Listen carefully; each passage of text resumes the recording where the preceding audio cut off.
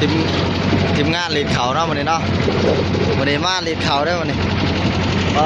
โธ่ได้บอกแล้วเหยียบเฮาจัดนี่ซูเปอร์เนาะนี่ซูเปอร์ได้นี่ครับถ้าเราลีดเขาพี่น้องแจ๋วดีเยี่ยมทีมงานมา4 ชีวิตมาเลย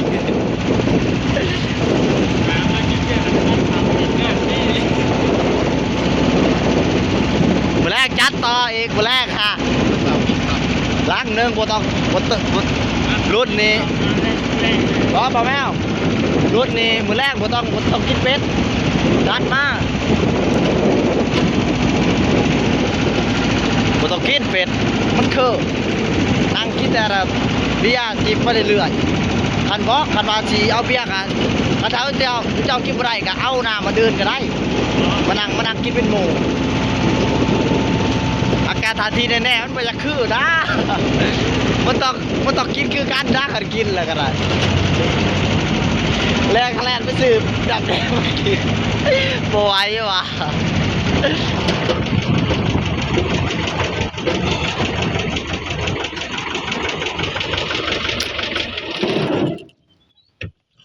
เดี๋ยวบอกโอ้มาอะไรทีมงานฮะตาก่อนนี่สนใจติดต่อได้เนาะสนใจอ่ะโทรไหนโทรมาใช้เบอร์หามาติดต่อผมดูมันอยู่ในสายเดือนนี่เอามาบอกว่าขาดนี่เอาถือไปดิเนาะ FC ทุกคนเนาะสนใจพาดข่าวลีดข่าวเนาะก็ติดต่อทักแชทมาได้เนาะเรื่องราคาเป็นกันเองพี่น้องบ่ต้องห่วงจวดจ้าดอะ